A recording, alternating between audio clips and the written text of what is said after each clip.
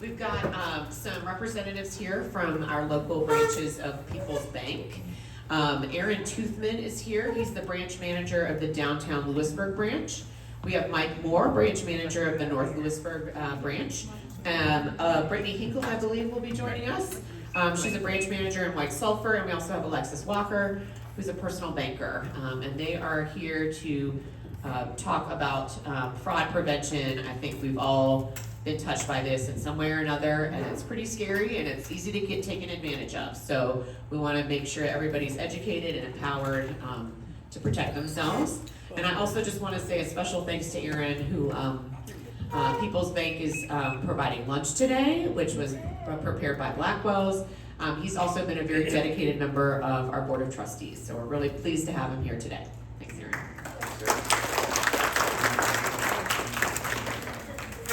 Thank you all. Thanks for having me. Can you hear me? Okay. So I need to move this up or sound okay? It's good. Okay, very good. Well, thank you to the Shepherd Center for Sarah, Neil, and all the Shepherd Center for hosting this and things like this. Lunch and Learns, education opportunities. They're great events to attend, and I'm so thankful for the great turnout. I'm worried about the size of this podium, though. Can you see me? Well, I think I need a stool. I think this is built for normal sized humans. I make short jokes about myself all the time, so just go with it. Well, it's again great to see everybody. So what we're going to do today, first off, the pins and the little handbags, the little cards that are on your tables, are for you to keep. Please take the pins, take those cards home. Keep those cards in a location, maybe on the one that you frequent, like I do, the refrigerator. But keep it there handy, maybe in a book as a bookmark. There's a number on there, an 800 number on there that you can call to People's Bank if you have questions about a fraud-related incident. Obviously, you can also call any of your local banker. And I'll get into that a little bit later. Good rule of thumb, if you're ever in question about something that's been, someone tries, you think it may be fraud, or somebody just pressuring you about something bank-related, just hang up and call somebody you know at the bank. That's what I encourage you to do. Call your local banker and just let us talk through it to see if it's legitimate or not. So again, thanks to the Shepherd Center. Also, just to reiterate, Mike Moore is the branch manager of the Lewisburg North office. So if you're going north of town, he's the manager of that office. Got a great staff there. I'm the manager here just down the street beside the post office. And then Alexis Walker is the personal banker at that office too. Opens up CDs and does loans. So she's a good person to know as well. And then Brittany Hinkle, who hasn't joined us yet, she may have had a conflict, but she's the branch manager of the White Sulphur office. A couple others that were going to join us that couldn't do it today, but we're so thankful that you're here. And I'm going to go ahead and get into the presentation today. So if I can figure this out, Neil, we'll see if I can do this right. There we go. So I want to show you this video real quick. And Neil, I may have to have you Very good. help me out. Here we go. So At People's Bank, your security is our top priority. Scammers are constantly finding new ways to trick people into giving away their personal banking information, but here's what you need to know to stay protected. People's Bank will never call, email, or text you asking for a security code, banking credentials, debit, or credit card information. If you receive a message or a call asking for this information, stop. It could be a scam. If you're ever in doubt, don't respond. Contact your local branch or customer care center by calling the number on the back of your card. You can also safely log into your account through the People's Bank app or by visiting peebo.com to monitor transactions. Stay informed, stay secure, and let's fight fraud together. People's Bank, working together, building success.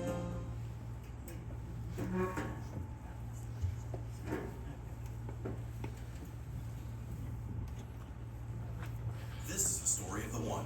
As a lineman, it's his job to hit the let's power stop on. this. That's why he chooses it. How about that? So thank you, Sarah. While we're getting that, there was a quick little video there just to show you. Basically, and it says to call the number on the back of your card, and that's a fine option. But again, I encourage you, don't feel pressured, don't feel rushed. If that's what scammers' technique is, to make you feel rushed. to make you make a quick decision to give them information you shouldn't give them. But basically, call the number on the back of your card, or just look up the number to your local branch, which some of you, if you've got our, some of you have a relationship with a certain bank. And listen, we're not the only good bank in town. We're not here to say that we're the only bank that knows how to fight fraud. Whether you bank at any of the other 4 local banks, call your local banker, whoever that may be. We've got great people that want to help, and we're glad to help at all the banks in this area. So some things we're going to talk about today are scammers, just overall scammer strategies, what strategies they use in their schemes. So we'll talk about those specifically. We're going to talk about gift card scams. That's a very prevalent one. We'll get into that. Romance scams, identifying false links, and SMS or short message systems or text messages. How many of you have gotten the text message about your tolls? Your tolls are massive. I get them. Telephone and internet scams. So we'll talk about gift card scams first and kind of how these work. I'm going to go ahead and mention this one too. Some of these scams won't necessarily, we've got it under gift card scams, but they could be other type of scams. But when we say gift card scams, these are scams that people, the scammer, however they've got in touch with you, whether it's by phone or by email or by text, a lot of times by phone, they're going to tell you, here's what you need to do to fix this problem. And one of the ways they'll say to do it is go to Kroger or go to Dollar General or go to Walmart, and I need you to get a gift card or 2 gift cards or 4 gift cards for $500 each, and read me the numbers off the gift card, and we'll get the situation taken care of for you. It's happened multiple times. And for those that it's happened to, I don't want you to feel bad about it. We just want to help you get through it and to tell you now, don't fall for it. Because people have, and we want to help you understand that anytime you hear the word gift card, unless it's a family member and you know it's a family member, it's probably a scam. It almost 100% of the time will be. So this could be a fake debt collector call where someone calls you and says, you are late on a payment, or you're late on your power bill, or something like that. And the way you can fix that, sir or ma'am, is you give me money right now over the phone. I can take your debit card information right now, or go to Kroger and get a gift card and read me the gift card number. We'll take care of that. So another way, this could be just a tech support scammer. Now this one I wanted to mention just a little bit more about. So the way this can work is if you're working on the computer all one evening, you're just on your computer, maybe you're on Facebook or whatever, and all of a sudden you see a message in your computer that says Microsoft message, you need to fix this, something wrong with your computer, or but it'll make it seem really urgent, and it'll pop up on your computer. Well, be very careful. I encourage you, don't click on those links. Don't ever click. Most of the time, if your computer's telling you it has a problem, I'm going to tell you it probably doesn't, to be honest with you. If you want to be sure, take it to a local shop that manages computer, that helps with computer issues, and have them take a look at it to see. But more than likely, your computer does not have a problem if supposedly Microsoft is saying it does. So the method is you'll ultimately click on the link, or they'll have the number for you to call, and if you call that number, it won't be Microsoft, it'll be the scammer. And then they've got you, then that's when they'll say, go get a gift card because your computer's been hacked, your computer has a problem, sir or ma'am, but here's how you fix this, go get a gift card and get that fixed. And I'll go into a couple other scenarios later that aren't related to gift cards.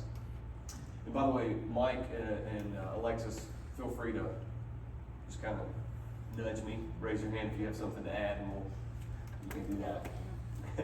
How about a bogus bill discount? This could be like, hey, you can get a discount on a bill or something if you'll just do this. Maybe it's the gift card scam. If you go get a couple gift cards, we can give you a discount. Be very careful of that. Phony prize notification. This would be, you've just won the lottery that you haven't even played. Or Publishers Clearinghouse. We need you to go get this gift card, or we need you to, there's going to mail you a check in the mail, go cash it, send us back $500 of this cash check, and you keep the rest. You need to send us back for taxes. So, by the way, if you haven't played Publishers Clearinghouse or you don't play the lottery, you're probably not going to win it. Even if you have played it, you're probably not going to win it. So be very wary of a prize notification. And honestly, bring those in. If you get something in the mail that you question, bring it in to us. Let us take a look at it. We don't know everything about everything, but we have seen some of these things enough to know whether they're scams or not. So we can go back to the gift card scam. Anything you two want to add on gift card scams? Okay. Well, we got time. We'll have a question and answer session. They told me we have to quit in 3 hours and eat lunch at 3 o'clock. We're trying to keep it short today. Romance scams. Well, this one, and I hate this one. This one, I hate all these. But this one is awful. A romance scam is when a new love interest says they love you, but they just want your money. This has happened to many people, many times, and it's very unfortunate. We've had it happen. We've encountered it in our branch, and I'm sure Mike has as well. So we have to be very careful with that. Romance scams will start with people that they'll assume a false identity. They're not who they say they are, and sometimes these get started on Facebook or on some type of other social media that I'm not aware of. But they'll get started in that way. People will take time to build trust with you. It's basically what I'll call a long con. It can be a long con. If you ever watch the con artist movies, this can be a long one. This can be where they build trust with you for weeks or months. And you think you know them, but you're really not talking to who you think you're talking to. They'll ask for money under false pretenses. They may even video chat with you or speak to you on the phone. And when they're speaking to you on the phone, they're claiming to be somebody that they're not. And they'll take time to build your trust. And then eventually what these scammers will do is they'll either ask for money or they'll have a dire situation come up that they need you to get them out of. And you'll send them money to get them out of the situation, and then they've got you. They've got their money and then you can't get it back. So types of romance scams. So there's the online romance scam that we've mentioned. They'll contact you through certain dating apps or websites or via text message, email. And how do they do that? Let me just go on here another one. They may use your information from social media to make it seem like they know you or that they have the same interests as you to help build the trust that's there. And so they'll use a false persona. We've seen it happen where somebody they were supposedly a professional athlete manager. Remember that one, Alexis? We had one that he was supposedly a professional soccer player and had befriended someone, and we had to try to convince this person that this is not true. This is not happening. But they'll use information from your social media profile to make similarities. Then, when you want to meet with them in person, they may use excuses to why they can't. They may have a flight scheduled, and they'll say the flight got canceled, or that kind of thing. And so, be very careful with these romance scams. I want to mention, so these can be in person too. By the way, I feel like, and y'all may disagree, but I feel like these are less common than the online or the out when you're not in person. I think the online is very more common than the in-person romance scams, but they can involve a lot of times an older adult who quite honestly depends on others for assistance, and then someone will build the trust in person, and they're not who they say they are. Could be a person you met at church or a community event or a social group. So anything that you all want to add to this part on the romance scams? It's a scam. Absolutely. I've seen scammers use AI to impersonate basically Spam. That's a good point, Alexis. AI is a new thing a new animal we're fighting, if you will, that they'll use this automated technology to, or really can be convincing that's who they are. I've had a recent one, a soldier trying to get back from Iraq, to here. The lady, was approached, they formed a relationship online. She was convinced that, there's a romance there. She was gonna pay, $10,000. He needed her to send him $10,000 so he could fly back from Iraq as he was being discharged from the military. And she got very angry at us because we're trying to protect her. And so I asked her, I said, okay, ask him to provide us with discharge orders and a copy of his ID, and that put an end to it. So while we're on the topic of getting angry, and I'm sure that y'all have experienced this, you'll come into one of your banks and they might have a new employee and they don't know who you are, and they ask you for your ID, and then a customer will say, well, I've been banking here for 20 years, y'all ought to know me by now. But the problem with the banking industry is we have turnover. And so, we're coaching our staff, ask for ID, and we're doing it to protect you as our customer. And so if you experience that, that's the reason you're experiencing it. I mean, we can go on and on with stories.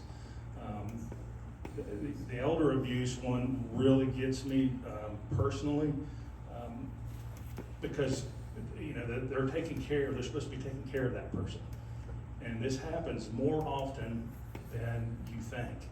And you think you can trust somebody, but when it comes to money, don't. That's the best thing I can say, just don't trust anybody when it comes, and that sounds horrible, but I don't mean, don't trust them, but if they're asking you for money, just be very, very cautious. But we're dealing with some other issues now, and we're IDing a lot now. A lot more than what we have, because we're experiencing more and more issues every passing week. But just this romance one, and the elder abuse one, those are soulless individuals, is the best way I can describe it. Yeah, thank you, Mike. Thanks, Alexis. So, in one time for questions about maybe some specific situations, and by the way, when we take time for lunch, that'd be more of an informal setting where, Alexis, Mike, and I will be around to talk, and you can ask us any questions you might have. But we'll move on from right now to identifying SMS or texting scams. These are, as number one says, they're urgent requests for information similar to IRS scams. They may say something like, there's a problem with your account. We need the code or personal information to fix the problem. Well, we know that it's not really the IRS or whatever the company is that's claiming they need the information. So basically, if someone calls you needing information, it's more than likely a scam.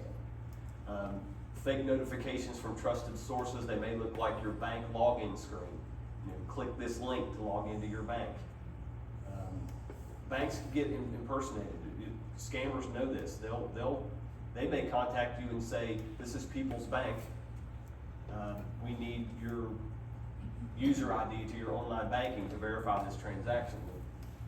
That we won't do that. That's not the way we do it. If People's Bank calls you, let's just put it this way: if you know a People's Bank representative and it's somebody you've not heard of the person that's on the phone asking you, ask them what their name is. And I would encourage you to get familiar with your local banker, whether it's us or a different bank. Get familiar with someone that you can trust, that you can go in to talk to individually. And I'm a proponent of local banks. So if your bank is not in this area, if they're out of a different state, I'm not saying that's bad. It's just you can't walk into that place and talk to an individual and find out their opinion of what's going on. But we will never contact you and ask for private information. We'll already know that, to be honest with you. Now, we verify. If you call us, we are going to verify that. Excuse me. If you call us to ask for your last deposit or a copy of your statement, or we're gonna verify. If we don't recognize your voice, we don't recognize you or don't know you, we're gonna say, what are the last four of your social, or what's your birth date, or what's your address? So we're gonna ask you some verifying information if you call us. You may get an email or a notification saying there's a fraudulent purchase. Please click here to cancel that transaction. Another method that the tech scammers will use. This could, like I say, it could be an email, it could be a text, asking you to click on a link, and then you do, then it's gonna maybe ask for personal information that you shouldn't give. Then before you know it, you have to come in and close your accounts out because fraud has occurred. All right, so let's move on. Aaron? Yes. One of the ones that I've also received frequently is we weren't able to deliver your UPS or FedEx package. Click here to, and you're like, did I order something? Maybe I did. I don't, Yep. So anyway, that's another, I think, fairly common. That's a good point. It's very common because how many of you have delivered a UPS package in the last little while at least? We do all the time at the bank, and individually we do some, so they'll use those common things and they'll just drive through a toll booth. Yeah. And then you get, the first time I ever got one of those, I was close. Yeah. I was close to clicking it, because I'd been through a toll booth and had an issue. It was so weird. I had an issue with my, what do you call that thing? My dash, Transponder. yeah, the transponder. I had an issue where it didn't work. And I thought, oh, they're getting onto me because I ran this toll. And so I almost clicked, but I didn't. So they use common things just like that, UPS and tolls that people use. Sorry, make sure I didn't hear you. So IRS telephone scams, this could be, it doesn't have to be necessarily IRS, but it could be. They'll present a sense of urgency or incite fear, saying that your taxes are owed. You've got to pay these back taxes right now. And so that's what their MO is, a sense of urgency, a lot of times in these scams. They may even spoof IRS's toll-free numbers. It may say IRS on your phone. It convinces you, I'm talking to an IRS representative right now. They may even use fake IRS badge numbers or send you an email that says irs.gov. They could even spoof emails. I would just kind of as a rule of thumb, it's dangerous when I get off track here and chase rabbit trails. But look at the email address or that comes up and see if it makes sense with what's being told to you. So if you supposedly have a text or an email from Amazon, but that email address that it came from, it's probably going to say something a little different. You may even have the word Amazon misspelled.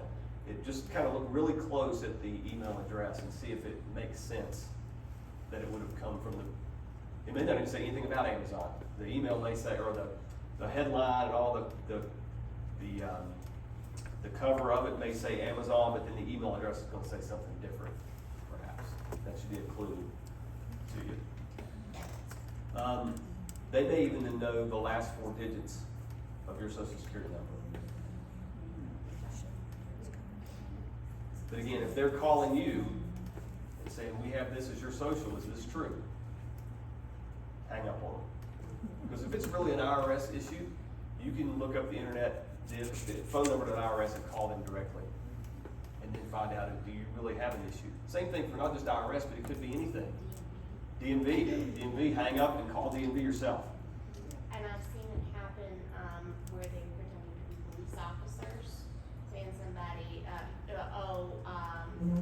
we have proof that you're, in some scam or you're committing a crime and you're gonna go to jail if you don't do this. Yes, exactly. They put the pressure on you. Yes? Somebody at my bank told me recently that the last 4 digits of your Social Security number aren't protected. No, they aren't. Right. That aren't protected? They are not protected, the last 4. Now, I don't know, to be honest with you. Have you all heard that? I mean, it should be a private number but it gets out there. I mean, so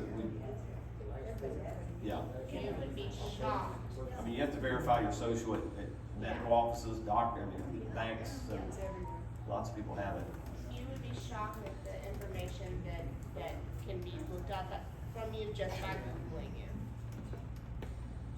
addresses, phone numbers, all kinds of stuff. Can you use the Lucy? microphone? Lucy, do you have a One question? way they can validate the email is if you click at the very end of an email address that's come in, it will pull down another email address. If they're not the same, this is another indication of a scam. That's good, thank you. Did everybody get that? Go to the end of that email address and, Yeah, there's a little small arrow there that you can click on. thank you for that. To Alexis' point, they may threaten you. They may make a threat of some kind, whether it's a jail time or revoking your driver's license over these unpaid taxes or unpaid DMV bills or tolls. They'll use threats. And they may hang up and call pretending to be from the local police or and say, so be aware of these IRS and other telephone scams that can use urgency and the threat of jail time or revoking of a driver's license or fines.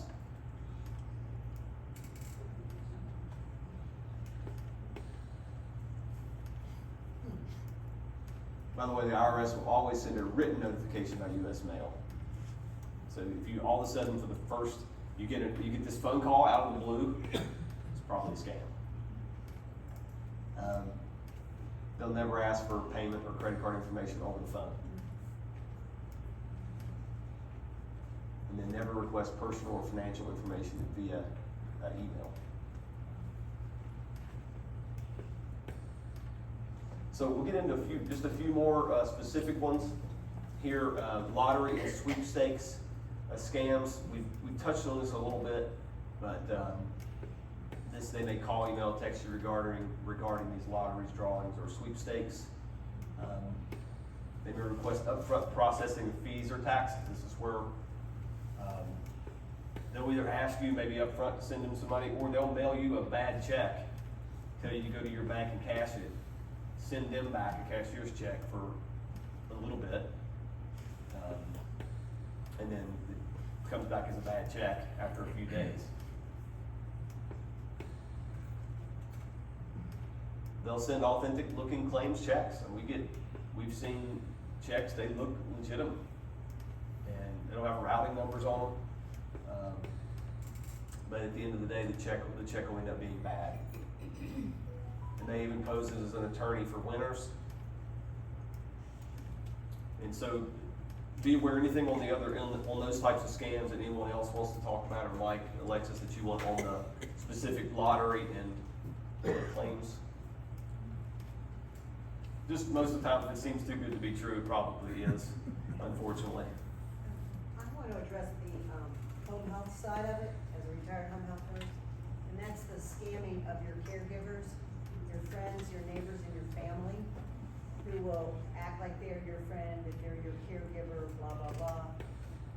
They will take you to the bank, they will have you write checks to them, they'll return that money to you later, they will become your medical power of attorney, without your family knowing. So the people that are mostly vulnerable are the elderly folks that are a little forgetful, who don't really have close family watching them, and they will literally wipe out your entire bank account. And we do have folks like that in this community, and it's very hard to prosecute them.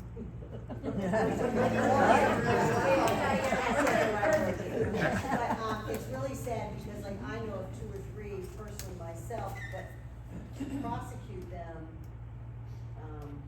so you really have to watch, and that's hard because if you need caregivers in your home, besides still your silverware and grandma's gold, the rings, you have to watch because they will take you to the bank. They will have you write checks.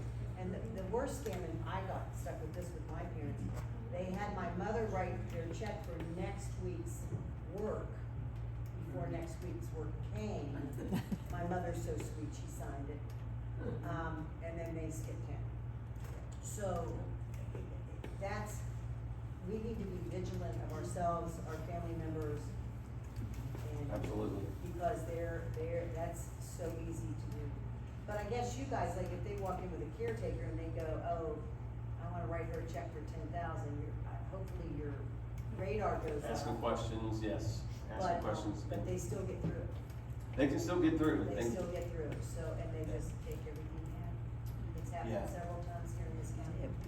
It has, and we have to be vigilant for your family's sake, yourself. If you feel there's even the potential of someone taking advantage of you, talk to someone you trust, come to, again, to the local banker, let us talk through it. We can review all your transaction history with you, make sure it was all something that you were aware of and planning to do. And then to your point, if any of you come across something you think there's questionability about an individual caregiver or a family member mistreating, Adult Protective Services is who we call. Call your local Adult Protective Services office and report it. And call elder abuse because they will do Yes. better than APS. Elder abuse. APS will come in and they'll guarantee that they are alert and oriented and then they stop. So. That's good, thank you Your for that. APS is, their hands are tied. Cause you'll Very fake good it, to know. you know, I'll fake it. And I'll see alert and oriented and they'll be like, well, if they're alert and oriented, they can give her 10,000. Good to know, thank you. So you kinda not count on it. Very good. Well, these next are just gonna be a few various types of scams.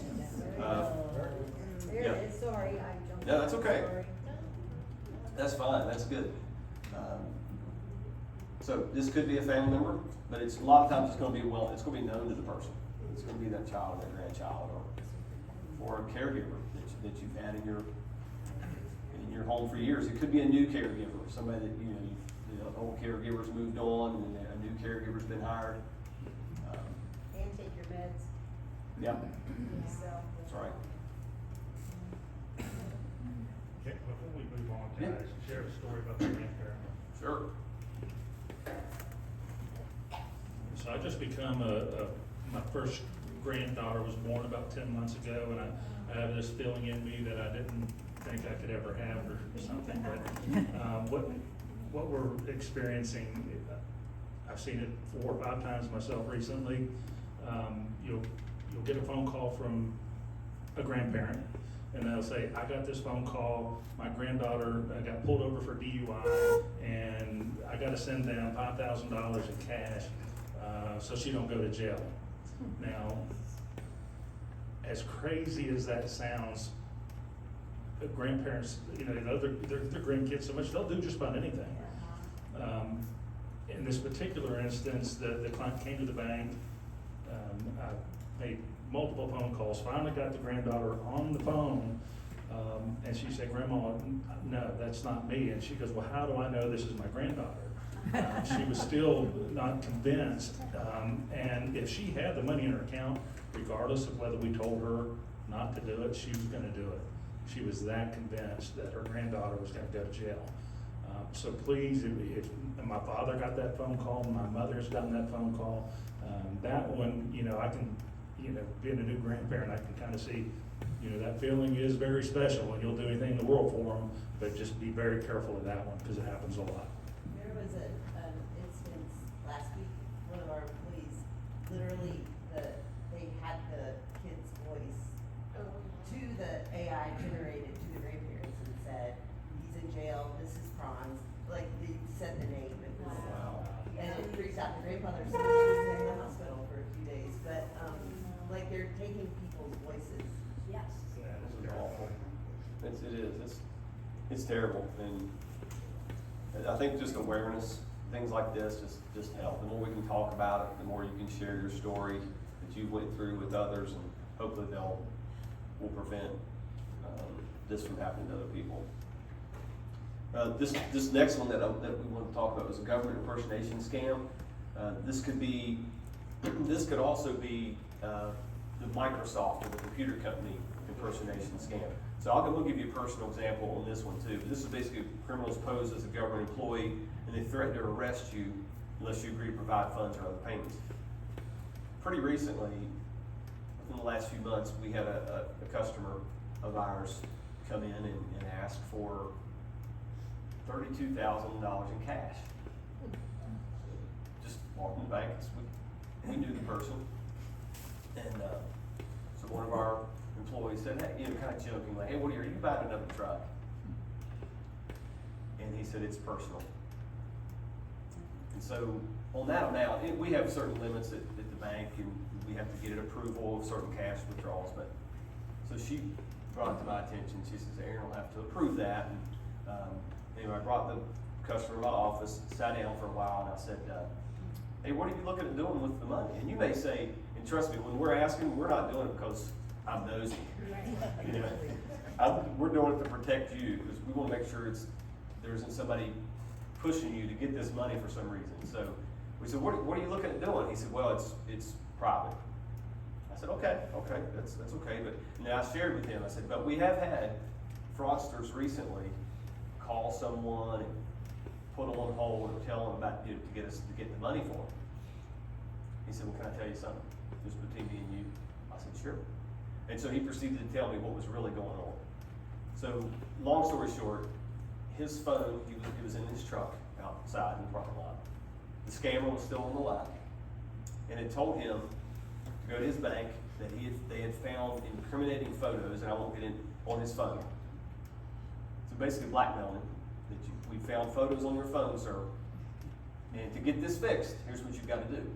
Go to the bank, get $32,000 in cash, and then I'm gonna stay on hold here in the car while you go in the bank, leave your phone in the car. Because your bank is in cahoots with China. I mean, literally told him that. Says that we were involved to a degree,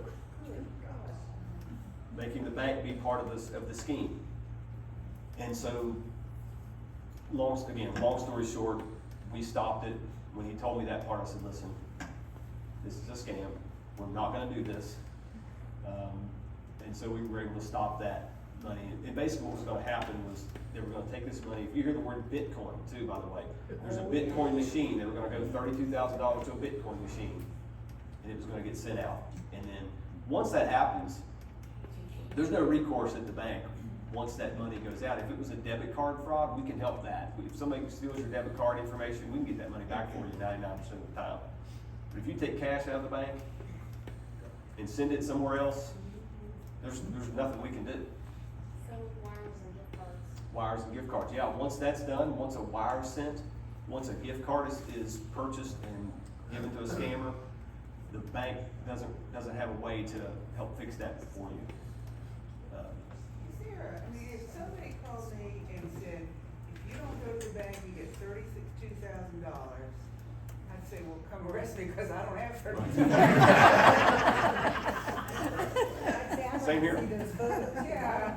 Right. I mean, do they kind of pick or they just hang up on them? I think they would just, once they know, you can get a feel for it. If you just say, well, you know, come get me. But I think if they feel a sense of, wait a minute, this could be true, then they'll just keep them on the line, keep them on the hook, and they'll make it seem urgent, they'll make it seem threatening, and make the person seem like they have no choice but to do this. It's very convincing. Very convincing. And in this case, I think the person, I won't get into detail, but the person felt like it was a possibility, maybe not from the customer's perspective, maybe a family member had done something with this person's phone, you want to protect your family, so you're going to do what you got to do to protect your family. And so they made it seem very convincing, but thank goodness, and that's why it's important, I think, to have a local bank. I'm not saying, again, I don't want you to come away from this thinking that People's Bank is the only bank here, okay? But there's good people everywhere. Talk to your local banker, go in to see them, and then build a relationship, because in that instance, you're able to sit down with the person and stop that fraud from happening. And there's also a home repair scam. This one is probably less common, but it can happen. A criminal can show up at your door, claim to be a repair person to fix something they've noticed needs fixed, and they're really not who they say they are, not nearly as good as they present themselves to be at home repairs. I haven't heard anybody lately, the driveway, cover, ceiling or whatever. Yeah, Oh, I got this ceiling left over. Right. Yeah.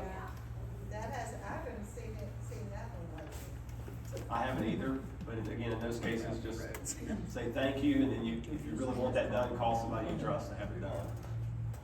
So if I show up at your door and say I can do something for your home, you know it's a scam.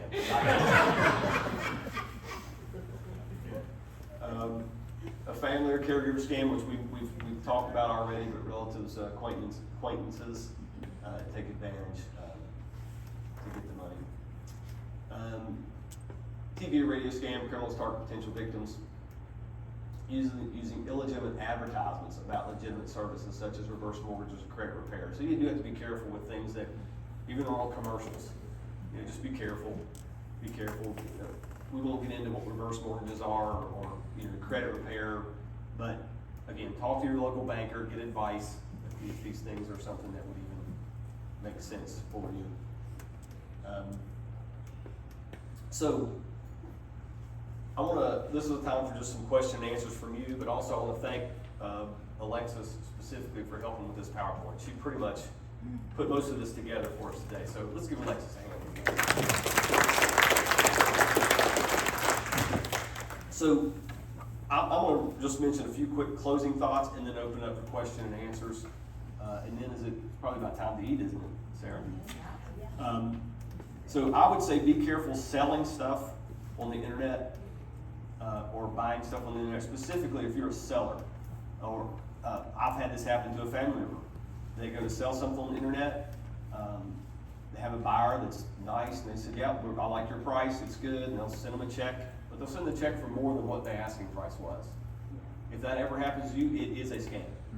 Because they'll say the purchase price is $2,000, we're going to send you $2,350. And that $350 is for shipping. I'm going to send somebody to pick this up, and you need to pay them that money for the shipping, if you don't mind, please.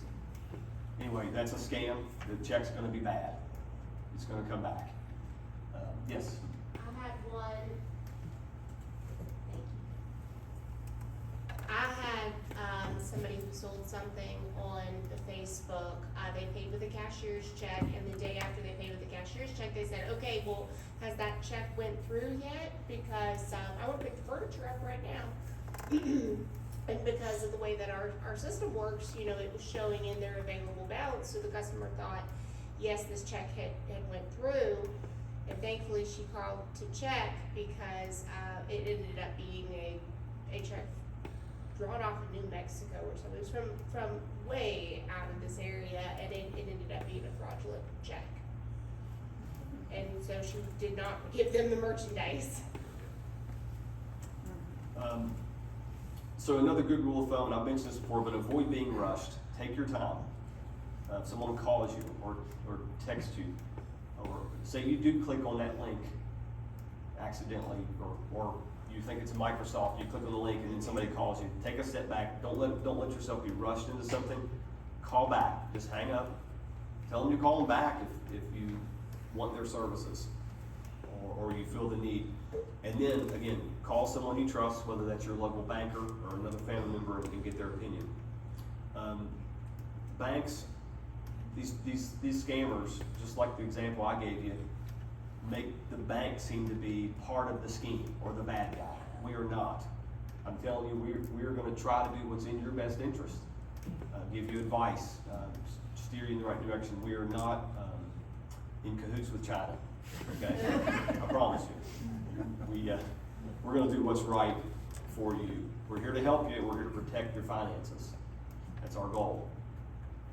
What questions do you all have before we eat? Yes, sir. If I were to receive a questionable check, is there any way I can look at the routing number and verify that matches the bank and the bank name on the check? You can look the routing number up, but that in and of itself will not mean it's a good check, because these scammers know the routing number. Yeah, you can Google routing number. Yes. Okay. You can. You can Google the routing number and it'll bring up the bank name.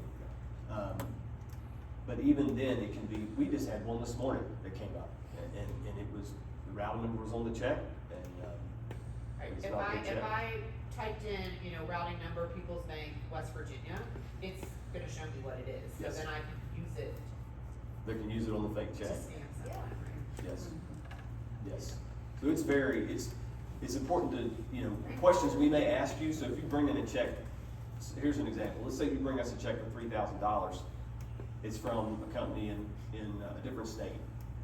And we're gonna ask you, were you expecting this check? Did you order something? And a lot of times what's happening is these scammers will send somebody a check and it will be, they'll have a story behind it, but it won't be something you've actually ordered or anything. So, yeah, they'll have the routing number, they'll have the name of the bank on the check, but it's still may not be legitimate. Mention, this happened to my husband when he was really ill. I went to the dentist, I was always home with him. When the dentist came back, they said, my social security number is sitting in his computer. Somebody that pretended to be Microsoft had taken over his computer and was getting all this information from him. And I just hung up on the phone that he was still talking to, and we went right down to the computer store, and they found 3 places where these people had already entered our computer, and they cleaned it. So you have to be real wary about that. That's, when you click on the links, that's often what's happening is that you're giving them access Right. to Well, your he didn't- computer. he was not- No, I know, and I've fallen for it. Don't click on it. Yeah. Anyway, even on those you scamming mentioned that emails. kind of, but they can take over they took over a computer without any trouble at all, because Yeah. he They didn't can. know. They'll tell you that there's something wrong with your computer. I've had it happen to me, that they called me, it's been years, but they called and said, sir, there's something, your computer it needs scrubbed, it needs fixed, we need this, we need that, and it's not legit. But don't click the unsubscribe on the bottom of the scamming emails too, because that can give them access as well. Oh, that's a good point. Don't click unsubscribe. Just hit delete, or you can report spam with Google Mail. Yeah. I report, I just block and they still get people. Yeah, there'll be another one. Yeah. You can't unsubscribe, you can't block there. I think Barbara has a question. Several years ago, I sent a birthday check to my sister. And the check was stolen out of the mail and was posted on the dark web. And fortunately, the bank that I was using monitors the dark web. And they picked it up immediately. But this check had been, so my account was closed down, of course. But this check continued to be out there. And if it hadn't been caught, they would have taken $177,000 out of our checking account. That's too much So- to keep in your checking. Yeah, right. It eventually would have bounced, but that was the total of checks that were written to other people using my stolen check. Oh, wow. That's awful. So does People's Bank monitor the dark web? Not to my knowledge, but I'll defer. Do y'all know anything about Our the security. dark web? Yeah, our security department, I don't know that they monitor the dark web or not, but, be specific. But we receive, sorry, let's do it this way. I don't know if y'all heard me, I'm not sure specifically if I can answer that question, but we receive information from our security department often about, this type of scam, be on alert for that, be on alert for this. But we'll be glad to answer that. We can check that for you and call you if you'd like for us to do that. One thing, while I have the mic, I want to talk about the persistence of, and then this is kind of a funny story, so it's okay to laugh. I received a call at the bank from a scammer that said that I won the Publishers Clearinghouse. Now keep in mind, I answered the phone, this is Mike Moore, thank you for calling People's Bank, this is Mike Moore, how can I help you? You would think a scammer would hang up whenever you say, hey, you're calling People's Bank, but he didn't. He just was putting pressure on me. And I said, how do you win something that you didn't apply for? And he would just keep going over it. You have your choice of a pink, black, or white Mercedes. And I would ask him again. I'm having fun with it, right? Because I know it's a scam. And I said, pink? I didn't know they come in pink. And we just played with the guy for a while. He would not give up. Literally, no matter what I threw at him, he just kept saying, no, you won. You need to send me this money. And, you know, probably after about 10 minutes of having fun with it, I just hung up on the guy, and he was still talking when we were on. So they are persistent, so just be careful, please. Yeah, and we do, or to answer your question, we do, we get to, Mike had mentioned this, but we'll get emails from our fraud department saying this signature doesn't seem to match. Please call your customer to verify. We get those daily, where, you know, and, or a customer forgets to sign a check, and we'll call that customer to verify they actually wrote it. But, so. And to that point, please don't hesitate to reach out to us. I don't want you to think, oh, you know, y'all are gonna get tired of hearing from us. That is not the case at all, because if you are a victim, we're gonna spend twice as much time trying to resolve that problem than we would probably ever talk to you. You know, so please, if in doubt, call. And the banks, all the bankers are thrilled to answer those questions. So don't feel like you're bothering us by picking up the phone and asking specific questions. That's a good point. I had a friend who, they stole a check, you know, she'd written, paid a bill, stuck it in her mailbox, somebody took the check out, and then had her, you know, all her information, and gone into her account that way. Yeah, I tell you, check fraud's tough. Check fraud's tough, because you think, how many of you mail your checks to pay your power bill or to pay whatever? We mail checks all the time, and we're just trusting that it's not gonna get in the wrong hands. But sometimes it does. Sometimes it does get in the wrong hands, and we do have ways of trying to fight check fraud, but it's a little tougher than debit card fraud. Yes, sir. And here's a problem also, and it can happen without you ever knowing, unless the bank pulls it up. On your phones, you have connections where you can connect Wi-Fi on and Wi-Fi off. They're for various, you can do that. If you are in public, usually, well, I always leave my Wi-Fi on. Well, if I'm in public and my Wi-Fi is on, do not go to your bank or any other institution with information on it, because outside sources that can hit that Wi-Fi can also see when you're in there. So if you really need to check your account in public, turn your Wi-Fi off. Because that happened to me 2 weeks Good ago. advice. Yeah. Yeah, good. Thank you. I want to touch on check washing. We just had Go ahead. Go ahead. We just recently had a case of a check washing, and basically, somebody said they had a check stolen. They can actually wash the ink off of the payee and replace the payee. So it looks like, it looks like your signature. There's just so many things that nobody can really control. But this particular deposit was processed. You know, so the person got the money, you know, even the business client didn't realize it for like 3 weeks because the amount was right.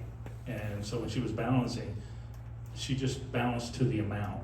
And the reason why I bring that up, also look at the payee, make sure that that hasn't been the case, because that does happen.